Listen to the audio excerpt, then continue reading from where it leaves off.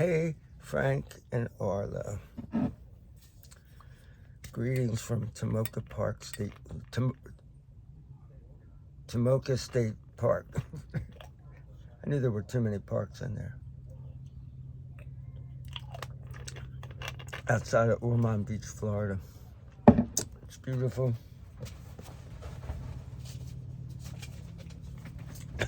And today, we're going to find out what happens to Babylon. We're in the book of Revelation in the Net Bible Reader's Edition. And we're in Revelation chapter 18, which says, "After these things I saw another angel who possessed great authority coming down out of heaven, and the earth was lifted up by his radiance. He shouted with a powerful voice, 'Fallen, fallen is Babylon the Great. She has become a lair for demons.'" A lair is like a place where animals live. But this is a place where demons live. "A haunt for every unclean spirit, a haunt for every unclean bird, a haunt for every unclean and detested beast.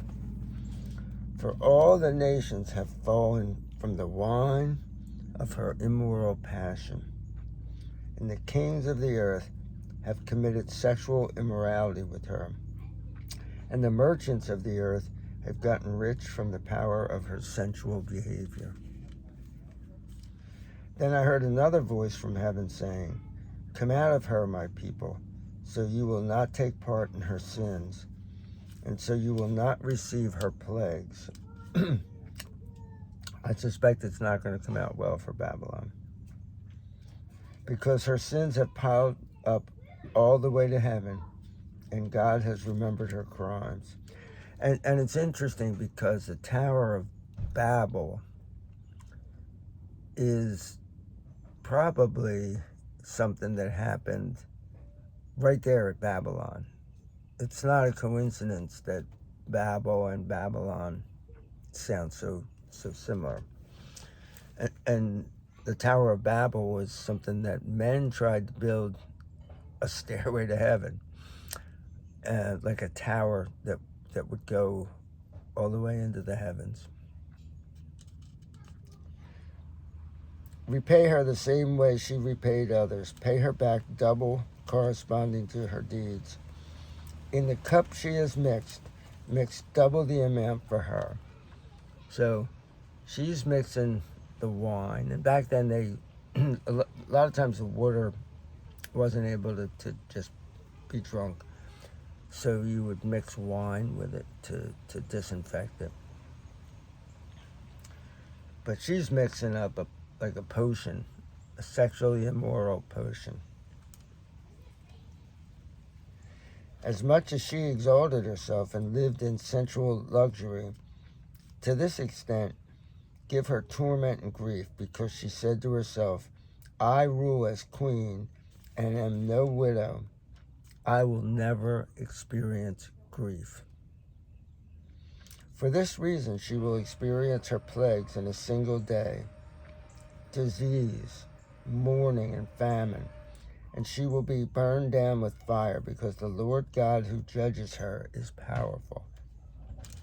Then the kings of the earth who committed immoral acts with her and lived in sensual luxury with her will weep and wail for her when they see the smoke from the fire that burns her up.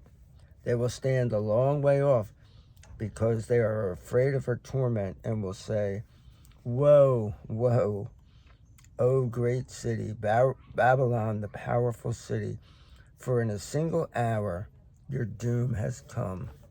So these guys are going to be over there and looking at the horizon, just like Abraham looking at the smoke from Sodom.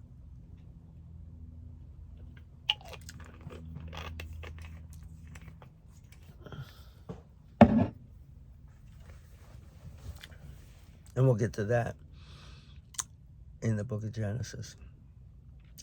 Then the merchants of the earth will weep and mourn for her, because no one buys their cargo any longer.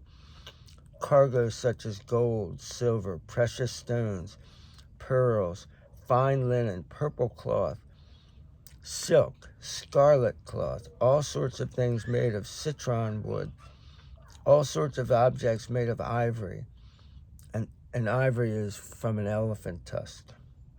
All sorts of things made of expensive wood, bronze, iron, and marble, cinnamon, spice, incense, perfumed ointment, frankincense, wine, olive oil, and costly flour, wheat, cattle, and sheep, horses and four-wheeled carriages, slaves, and human lives. So back in the Bible, there was slavery, and we've dealt with slavery in our country, but there's still slavery. A lot more than people are willing to admit. They think that we're modern and we're above that, but there's still plenty of slavery going on in the world. And at the end times, it's still going to be going strong. The ripe fruit you greatly desired has gone from you, and all your luxury and splendor have gone from you. They will never, ever be found again. The merchants who sold these things, who got rich from her, and her is Babylon, will stand a long way off because they are afraid of her torment. They will weep and mourn, saying, "Woe, woe, O great city, dressed in fine linen, purple and scarlet clothing, and adorned with gold, precious stones, and pearls, because in a single hour such great wealth has been destroyed." And every ship's captain, and all who sail along the coast, seamen, and all who make their living from the sea, stood a long way off and began to shout when they saw the smoke from the fire that burned her up. "Who is like the great city?" And they threw dust on their heads. And that's something that people do when they're in mourning. So these people are delusional, I guess is a good word. They think that this city is great, but it's God that's great. They threw dust on their heads and were shouting with weeping and mourning, "Woe, woe, O great city, in which all those who had ships on the sea got rich from her wealth, because in a single hour she has been destroyed. Rejoice over her, O heaven, and you saints and apostles and prophets, for God has pronounced judgment against her on your behalf." Then one powerful angel picked up a stone like a huge millstone, threw it into the sea, and said, "With this kind of sudden violent force, Babylon, the great city, will be thrown down, and it will never be found again. And the sound of the harpists, musicians, flute players, and trumpeters will never be heard in you again. No craftsman who practices any trade will ever be found in you again. The noise of a mill will never be heard in you again. Even the light from a lamp will never shine in you again. The voices of the bridegroom and his bride will never be heard in you again. For your merchants were the tycoons of the world, because all the nations were deceived by your magic spells. The blood of the saints and prophets was found in her, along with the blood of all those who had been killed on the earth." Wow. So, these are all good things. And there are things that are going to come in the future. Till then, the future, the near future. Till then, guys, peace out.